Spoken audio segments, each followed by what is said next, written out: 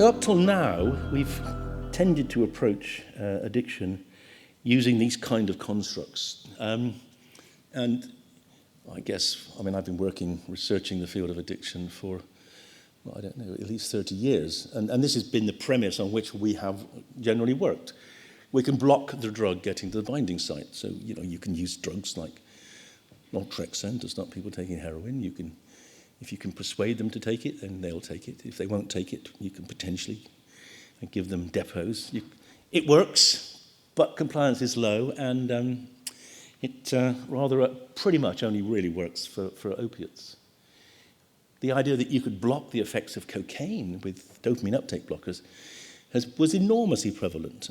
20 years, 30 years ago, everyone was talking about the solution to addiction was going to be finding drugs which work on the dopamine system, because people thought the dopamine system was the driver for addiction. And I'll show you later that is not the case. And actually one of the most remarkable wastes of money, and probably in the history of science, has been the billions of dollars have been poured into research on dopamine through NIDA, which has not yielded a single useful treatment based on the dopamine system. And vaccines, yes, so we do have vaccines. We can actually attenuate the use of nicotine and, to some extent, also cocaine in animals by vaccinating them. The problem is that the threshold for getting a vaccine approved is much higher than getting a drug approved. So it's a problem with regulations, really. Actually, the vaccines are probably as effective as many of the antagonists we use, but because the vaccinologists expect much higher levels of efficacy, the companies haven't developed the vaccines, and they've now gone into abeyance, and they may not come back. I guess most vaccine manufacturers are now making a vaccine for something else called COVID, aren't they? So we can stop the drug getting into the brain and its binding site using these approaches, but we can also stop the drug doing what it does in the brain. And of course, the best example of that really is the use of naltrexone and nalmefene for alcohol. So alcohol doesn't target the opiate receptor, but it certainly disinhibits the endorphin system. And that release of endorphins clearly has some impact, probably to promote binge drinking. And drugs like naloxone and naltrexone, nalmefene and naltrexone can be useful there. So they attenuate the secondary effects of the drug. And we don't entirely know how they do that. We think they probably have something to do with either the loss of control that alcohol produces, or maybe they attenuate some of the reward processing of alcohol. And then, of course, there's substitution therapy. We can have got very good substitution therapy for methadone and buprenorphine, for opiates. Sodium oxybate probably will get a European license fairly soon now for the treatment of severe alcohol dependence. Baclofen, I guess some of you are probably using baclofen off license to treat alcohol dependence. How they work is unclear.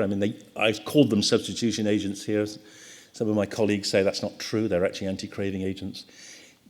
It's an interesting discussion. We don't need to go into it today, but the bottom line is we all agree you've got to keep taking them, so they don't actually stop you being addicted. They just stop you being addicted to something as dangerous as alcohol. And varenicline, Champix for tobacco. Again, the idea that you use Champix to stop and cure your nicotine addiction is largely fanciful. Most people who take Champix relapse when they stop it, so they go back on it. And that's fine, because again, it's much safer than smoking tobacco, but whether it's safer than something like nicotine gum or even vaping is less clear. Now, about 30 years ago, this man, Krupitsky in Russia, began to explore the use of ketamine in the treatment of addictions. And the reason he did that was because the Russian government didn't believe in harm reduction. The Russian government wouldn't allow, and I don't think still does, allow the prescription of methadone or buprenorphine. So he was confronted with people severely addicted to opiates and subsequently also to alcohol who he could not treat.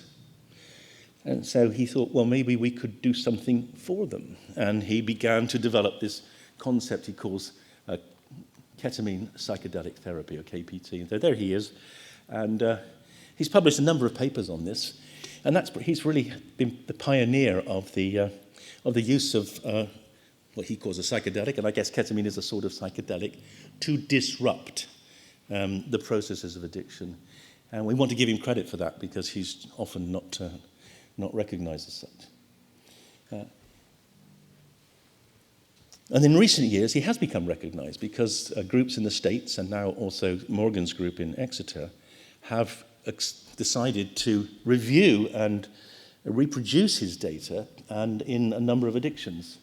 And this is a recent study published from the group in New York looking at ketamine and cocaine use disorder, and a single infusion during an inpatient stay and discharging and seeing what happens over time. And these are the proportion of people using cocaine after they've either been given ketamine or midazolam, which is obviously a benzodiazepine that is used to produce psychological effects that at least it's a sort of active placebo. And you can see that ketamine does seem to produce better outcomes in terms of number of days not using, percentage of days not using cocaine than midazolam. So that's a promising trial. Supports the idea that ketamine might be useful. And the same group also looked at people with alcohol use disorder. And again, they're looking at outcomes in relation to midazolam versus ketamine. Again, midazolam are the black squares here, ketamine down here. And you can see that, again, both groups did very well. The proportion of heavy drinking days was pretty low, but ketamine did rather better than midazolam. So this is preliminary data suggesting that ketamine can somehow disrupt the processes. And the point to make here is that the ketamine is given once or twice. It's not something you take all the time. So it's a conceptually different process. And this is the study that was done at Exeter by Celia Morgan and her team. It's called the CARE study. And it's a very ambitious study funded by the Medical Research Council, the MRC. And basically, it takes people with alcohol use disorder and randomizes them either to 3 doses of ketamine versus 3 doses of placebo as part of an abstinence-based motivational interviewing type program with a bit of mindfulness as well. It's called the CARE program. And so, but the randomization was between ketamine and placebo, and also within the ketamine group, they had a therapy which was targeted at abstinence and using mindfulness to try to promote abstinence versus just education, just telling people about the harms of alcohol. And both groups got the same choice of packages. And here's the data. And what you can see here is that this is the mean percentage days abstinent. So they come out of the treatment, they go into the treatment, and they're abstinent about 60-70% of the time. After the treatment, they're abstinent pretty much all the time. And then over weeks, you see the ability to stay abstinent declines. But it declines less in the group that get ketamine and the psychotherapy. And overall, this is a significant difference between the ketamine groups and the non-ketamine groups. So this is, again, evidence that ketamine therapy can be used to promote abstinence. And that's the basis, I think, that is the basis on which we can justify using ketamine off license to treat alcohol use disorder, because this is a significant benefit over what we currently do. And it's also interesting to look at the impact of ketamine on other measures. Here you have this is the Beck Depression Inventory Score, and ketamine has a moderate benefit in terms of depression scores.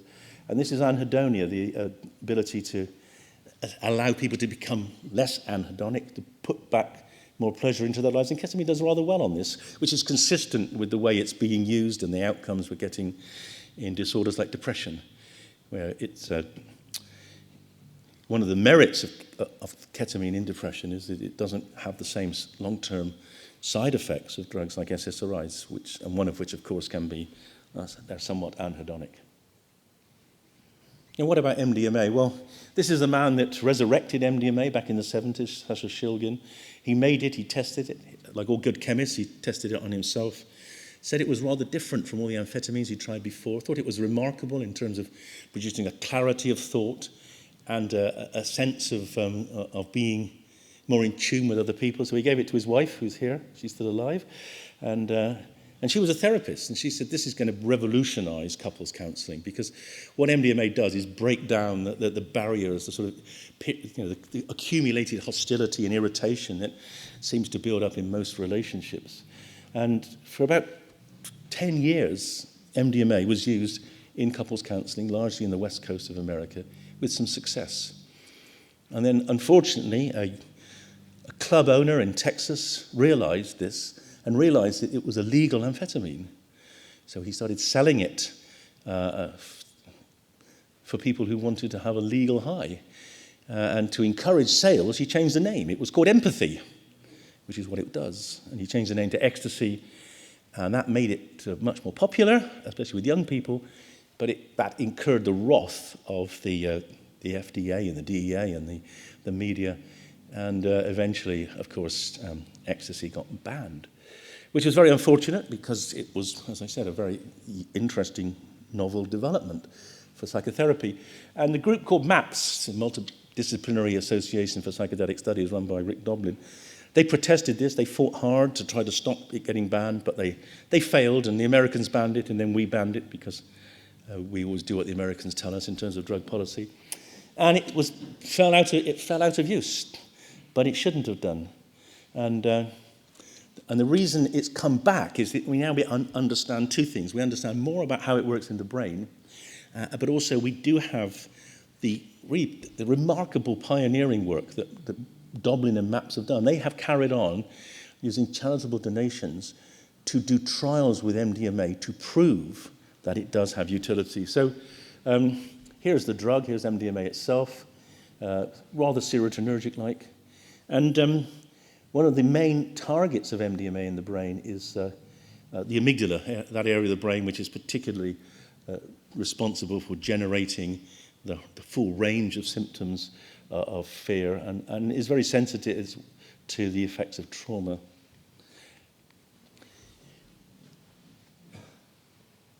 Like ketamine, it's relatively short-acting. The way we use it is it lasts for about 4 to 6 hours.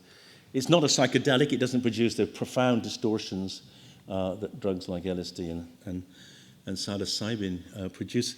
And that has some advantages in that the effect is more predictable.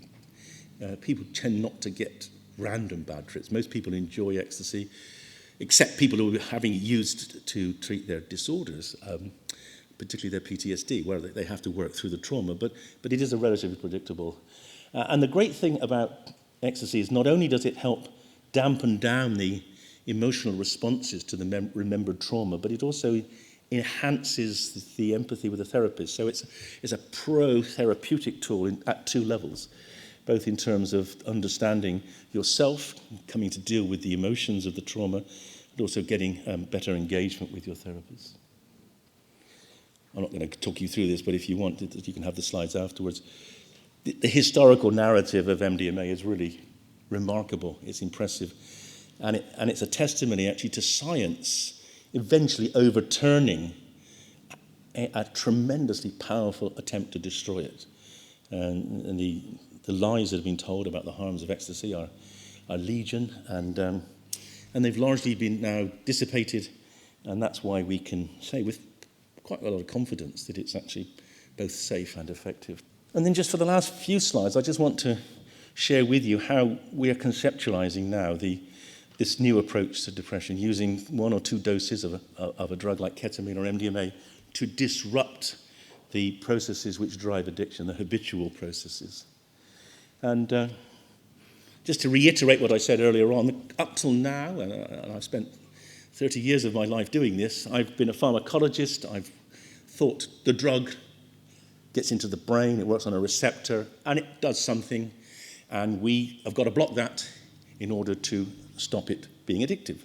And as I've shown you, we have some success, but the fact we're all here today looking for new treatments tells us we don't have enough success. And as I already mentioned, the idea of finding some common pathway for addiction came a long time ago. It came along with the idea that dopamine was the driver for all addictions. And here you see a neurotransmitter getting on the front page of a magazine like Time. But it turned out, and this is research that my team conducted, it turns out that very few drugs of addiction actually work through dopamine. It turns out, this is a paper we published in Nature Reviews Neuroscience a few years ago, which effectively demolished the dopamine theory of addiction. The only drugs which release dopamine are amphetamines, and a downward arrow shows the release of dopamine. Amphetamines given orally or intravenously, they release dopamine. And then over here, alcohol, those two studies there. But none of the other drugs which people get addicted to reliably release dopamine. And certainly on the right-hand side here, if you can see at the top right-hand corner there, certainly opiates don't and cannabis doesn't. So the dopamine theory was going to solve the problem, but it hasn't, because it's actually not the mechanism through which people do get addicted to most drugs. And so what we then began to think about was what are the overarching brain mechanisms which might prove a commonality and therefore prove a single target for disruption. And this is a rather good paper from Nora Volkoff and Ballo about 10, 15 years ago, showing that there are four main neural circuits which underpin addiction. Circuits relating, I'm sorry, you maybe can't see that very well, circuits relating to memory, to reward, to cognitive control, and to salience and decision making. And these are those areas there, color-coded. And our own research, 20 years ago now, we'd shown that these two areas, the prefrontal cortex here, the control area, and the orbitofrontal cortex, were differentially related to the desire and the urge to use heroin. So there's a consensus now that there's a circuitry of addiction across different addictions. And we can disrupt that. And one of the things we can do, we can actually disrupt connectivity using drugs like ketamine and psilocybin. And this is an image from our own research showing one of the major control network in the brain is called the default mode network, and it's anterior, posterior, cingulate, and lateral parietal regions. We can fundamentally disrupt that with psilocybin and with ketamine. And that disruption, we think, is critical for why these drugs disrupt thinking processes, both the abnormal thinking processes of depression and also the abnormal thinking processes of addiction. MDMA is somewhat different. And this is a recent review, little mini review I published in Nature Medicine with Harriet DeWitt. In PTSD, in trauma disorders, the memory of the trauma and the emotion of the trauma are encoded in different parts of the brain. And the secret of recovery from the emotional perturbation that you get with PTSD is to deal with where the emotion is encoded, which is here in the amygdala. And we can do that with MDMA, because MDMA has a profound suppressant effect on the amygdala. And it detaches the amygdala from essentially allows the amygdala to unlearn the supersensitivity to the fear response that it's developed. And how do we know that? Well, we know that because we did the first imaging study, how long ago? 6 years ago now, with MDMA. And here's an MRI scanner. Here is the effect of MDMA in the brain. And what you see here, blue in these images, blue is less activity. And MDMA has a profound suppressant effect on activity here in the amygdala and also in the hippocampus. And it also detaches activity in the amygdala from the prefrontal cortex, which is an area that we know is abnormally active in PTSD. So we now know that MDMA can disrupt trauma-related disorders by effectively suppressing the trauma system so that people can engage in therapy. So let me summarize now how we at Awaken are conceptualizing what we're going to do. So this is the same diagram as I showed you from the Volkoff work. The four areas, the rewards, the memory, the control, and the decision-making circuit.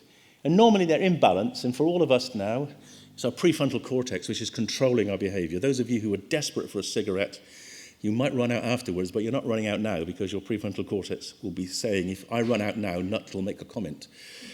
And that would not be good for my career. But in addiction, the ability of the prefrontal cortex to regulate the orbitofrontal cortex is attenuated. for various reasons, possibly due to excess drive from the reward system, possibly because the orbitofrontal cortex itself becomes better engaged and sensitized to the desire to take the drug. And that means people do take drugs, and that's the go state where people get locked into doing and using drugs, even if they don't want to. Even if this part of their brain is saying, I don't want to drink, this part of the brain is saying, I'm drinking, and this wins. So what we can do is we can disrupt those magnified drivers. And how do we do that? Well, we do that by using our medicine and our psychotherapy. So we believe that ketamine disrupts the cortical processes which lead to the ruminative desire for taking drugs. And MDMA particularly targets the emotional circuit which makes you desperate to take drugs to deal with the trauma and to deal with the distress. And the psychotherapy, which is of course central to what we do with the drugs, bolsters the ability of the prefrontal cortex to control this oversized, out of control orbitofrontal cortex. Thank you. All right? Very, very much. Thanks.